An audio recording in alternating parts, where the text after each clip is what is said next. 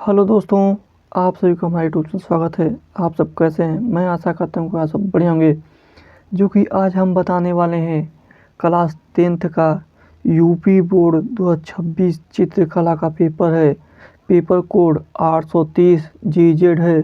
समय आपके पास 3 घंटा 15 मिनट, पूर्णांक 70 नंबर, यानी कि 20 नंबर वह विकल्पी। हम शुरू करते हैं, देखते हैं और अपना आंसर मिला लीजिए। अपना आंसर मिला करके कमेंट में ज़रूर बताएं कि आपका 20 नंबर में से कितना नंबर सही है।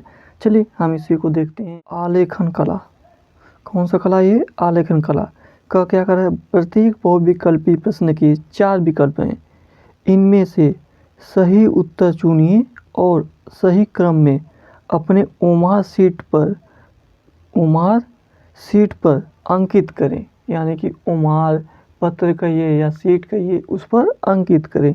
चलिए देखिए पहला क्वेश्चन क्या करा है। आलेखन का क्या अर्थ है? आलेखन का क्या अर्थ है? रंगों से चित्र बनाना, जो कि ऑप्शन नंबर 20 सही है। चलिए नेक्स्ट क्वेश्चन देखते हैं। आलेखन का मुख्य तत्व क्या है?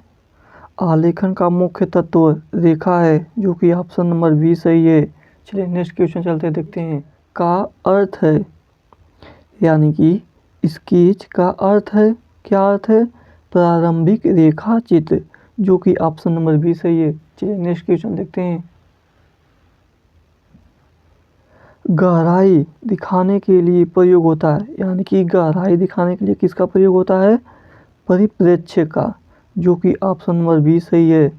चलिए नेक्स्ट क्वेश्चन देखते हैं। क्वेश्चन नंबर 5 क्या कर रहा है? पेंसिल की कठोरता किससे दर्शाई जाती है? H और B से, जो कि ऑप्शन नंबर 20 सही है। चलिए नेक्स्ट क्वेश्चन देखते हैं। छठा क्वेश्चन क्या कर रहा है? छठवां क्वेश्चन, लाइफ स्टडी का क्या अर्थ है? लाइफ स्टडी का क्या अर्थ है? जीवित प्राणी का रेखांकन, जीवित प्राणी का रेखांकन, जो कि ऑप्शन नंबर 20 सही है। चलिए नेक्स्ट क्वेश्चन देखते हैं। इंद्रधनुष में कितने रंग होते हैं? इंद्रधनुष में कितने रंग होते हैं? 7 रंग होते हैं, जो कि ऑप्शन नंबर डी सही है। चलिए नेक्स्ट क्वेश्चन देखते हैं। क्वेश्चन क्या कर रहा है? चारकोल का उपयोग किसके लिए होता है? यानी चारकोल का उपयोग किसके लिए होता है? गहरी छाया और प्रकाश के लिए, जो कि ऑप्शन नंबर 20 सही है। चलिए नेक्स्ट देखते हैं। आउटलाइन ड्राइंग का अर्थ है, यानी कि आउटलाइन ड्राइंग का अर्थ क्या है? केवल रेखाओं से आकृति, जो कि ऑप्शन नंबर 20 सही है। चलिए नेक्स्ट क्वेश्चन देखते हैं। आकृति संतुलन किससे तय होता है? आकृति संतुलन किससे तय होता है? अनुपात से, जो कि ऑप्शन नंबर ए सही है। चलिए नेक्स्ट क्वेश्चन देखते हैं। प्रकाश और अंधकार का अध्ययन कहलाता है, प्रकाश और अंधकार का अध्ययन क्या कहलाता है? छायांकन, जो कि ऑप्शन नंबर 20 सही है। चलिए नेक्स्ट क्वेश्चन देखते हैं।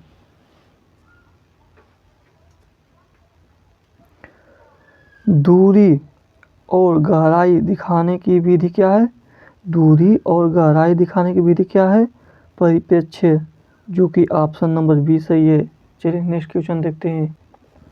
देखिए 13वां क्वेश्चन क्या कर रहा है? आलेखन की मुख्य सामग्री क्या है? आलेखन की मुख्य सामग्री, यानी कि कला बनाने का मुख्य सामग्री क्या है? पेंसिल, कांच, रबड़, जो कि ऑप्शन नंबर ए सही है। चलिए नेक्स्ट क्वेश्चन देखते हैं। रेखांकन का दूसरा नाम क्या है? रेखांकन का दूसरा नाम क्या है? आलेखन, जो कि ऑप्शन नंबर ए सही है। चलिए नेक्स्ट क्वेश्चन देखते हैं। मूल संरचना के लिए प्रयोग होती है, किसका प्रयोग होता है? ज्यामिति आकृतियाँ, जो कि ऑप्शन नंबर 20 सही है। चलिए नेक्स्ट क्वेश्चन देखते हैं।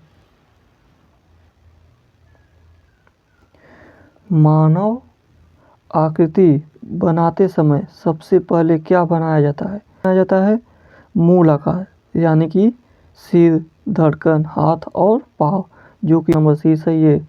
चलिए नेक्स्ट क्वेश्चन चलते हैं। नेक्स्ट क्वेश्चन देखते हैं क्या है। छत के केंद्र को अलंकृत करने के लिए कौन सा आलेखन उपयुक्त रहेगा?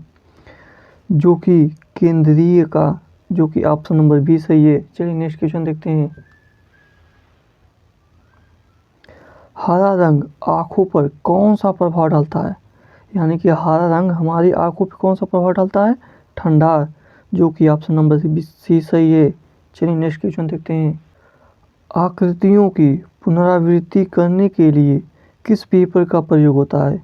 यानी कि आकृतियों को पुनरावृत्ति करने के लिए किस पेपर का प्रयोग करते हैं? ट्रेसिंग पेपर का, जो कि ऑप्शन नंबर ए सही है। चलिए नेक्स्ट क्वेश्चन देखते हैं। कौन से रंग का माध्यम सबसे पारदर्शी होता है? कौन से रंग का माध्यम सबसे पारदर्शी होता है? जल रंग, जो कि ऑप्शन नंबर सी सही है। चलिए नेक्स्ट, यहाँ देखिए अब आ गया क्या?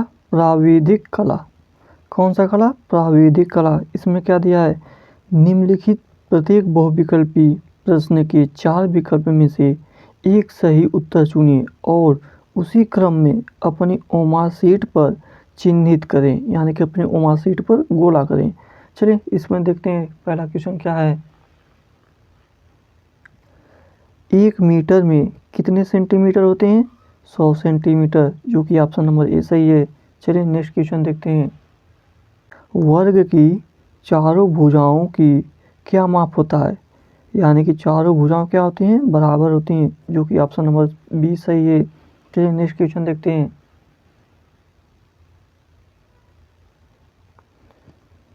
समबाहु त्रिभुज किसे कहते हैं?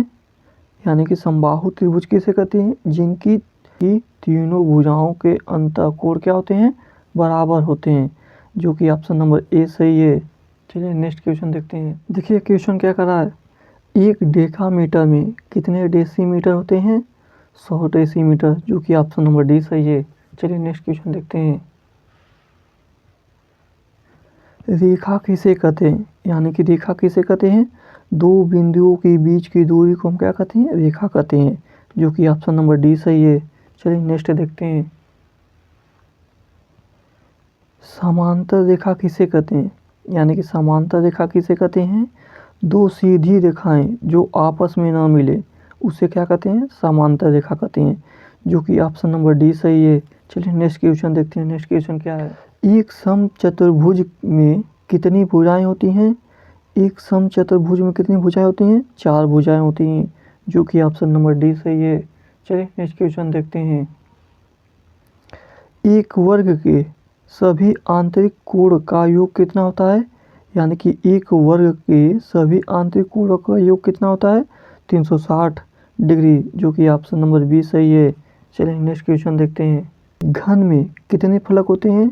यानी कि एक घन है, घन में कितने फलक होते हैं? 6 फलक होते हैं, जो कि ऑप्शन नंबर ए सही है। चलिए नेक्स्ट क्वेश्चन देखते हैं। 180 डिग्री के कोण को क्या कहते हैं? 180 डिग्री कोण को क्या कहते हैं? सरल कोण। यही 180 डिग्री है जो सीधी लाइन है, ये हमारा कितना डिग्री का कोण है? 180 डिग्री का कोण है। इसी को क्या कहेंगे? सरल कोण, जो कि ऑप्शन नंबर सी सही है। चलिए नेक्स्ट क्वेश्चन देखते हैं। किस नंबर की पेंसिल डार्क लाइन खींचती है? यानी कि किस नंबर की पेंसिल डार्क लाइन खींचती है? 2B, जो कि ऑप्शन नंबर ए सही है। चलिए नेक्स्ट क्वेश्चन देखते हैं। निरूपक भिन्न की इकाई होती है, यानी कि निरूपक भिन्न की इकाई क्या होती है? इनमें से कोई नहीं, यानी कि नॉन ऑफ दीज, डी, जो कि ऑप्शन नंबर डी सही है। चलिए नेक्स्ट क्वेश्चन देखते हैं।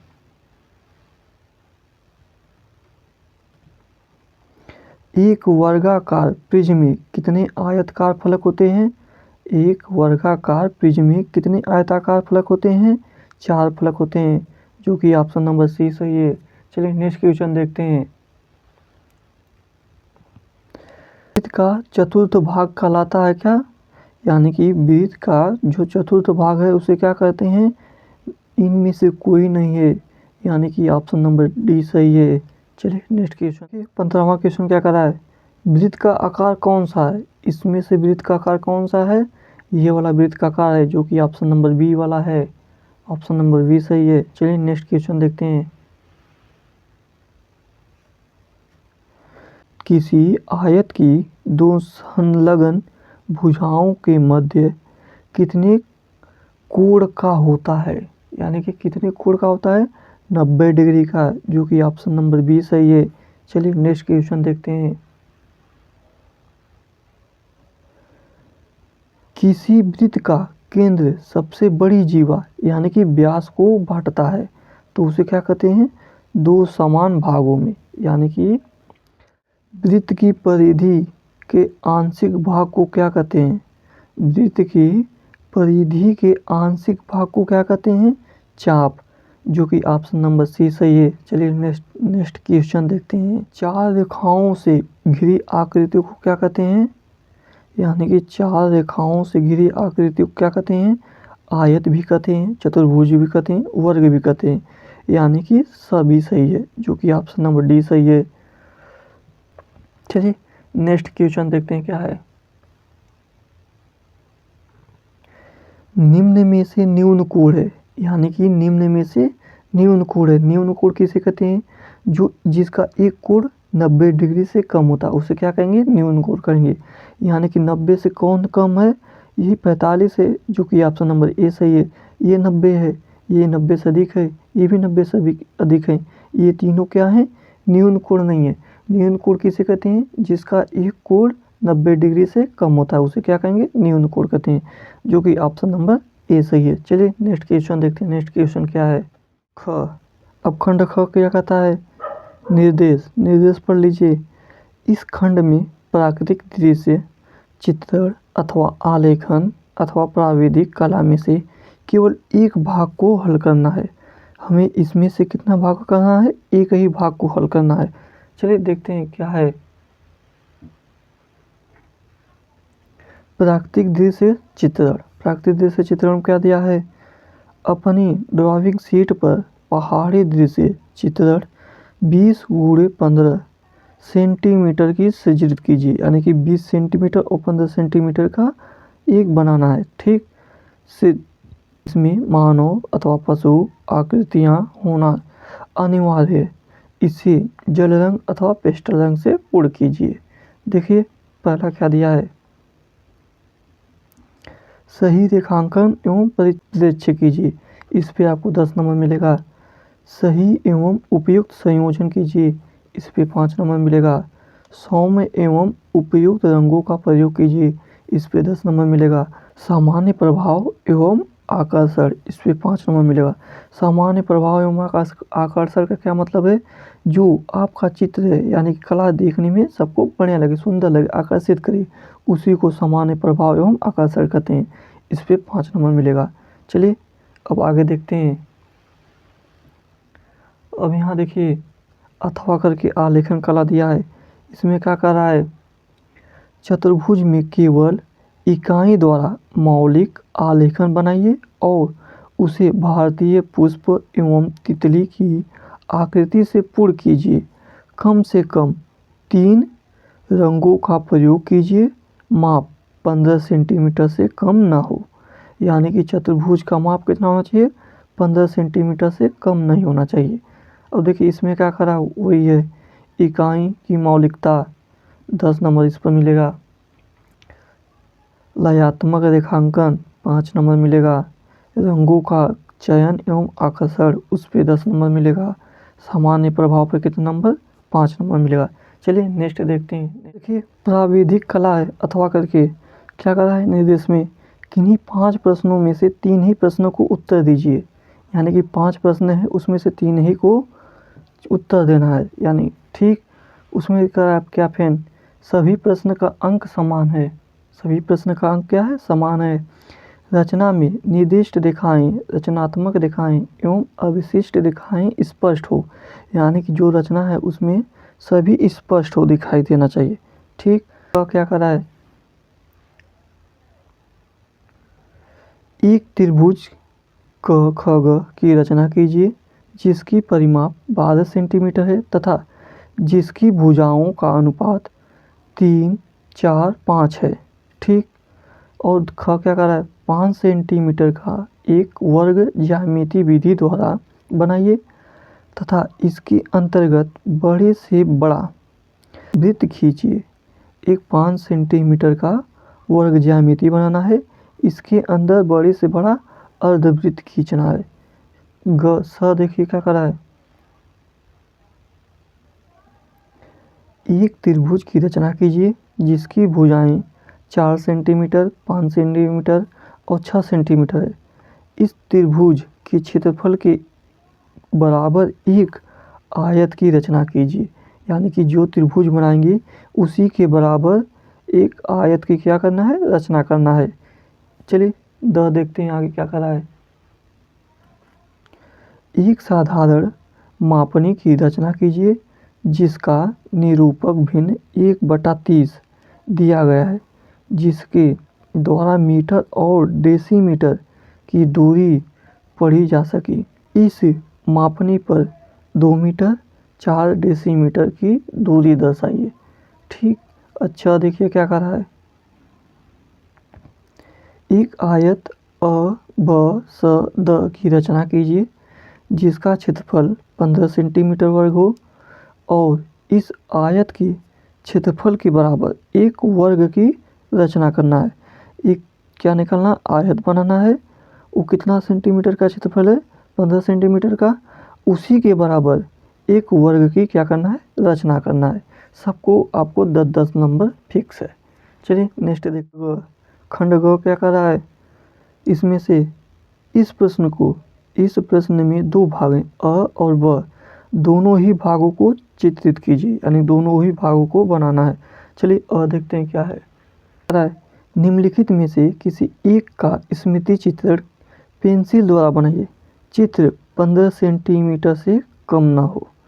ठीक, क्या करा, पहला छाता और बक्सा बनाना है। सुराही, लालटेन, इन तीनों में से एक ही बनाना है, वो भी 15 सेंटीमीटर से कम ना हो। चलिए आगे देखते हैं। खंड ब क्या कर रहा है, निम्नलिखित में से किसी एक का स्मृति चित्रण पेंसिल द्वारा बनाइए जिसका चित्र 15 सेंटीमीटर से कम ना हो। इसमें क्या दिया है, अनार पत्तियों सहित, लौकी, 2 टमाटर, यानी कि अनार, लौकी और 2 टमाटर बनाना है। इन तीनों में से एक ही बनाना है। इस पर आपको 10 नंबर मिलेगा, इस पर आपको 10 नंबर मिलेगा, इस पर।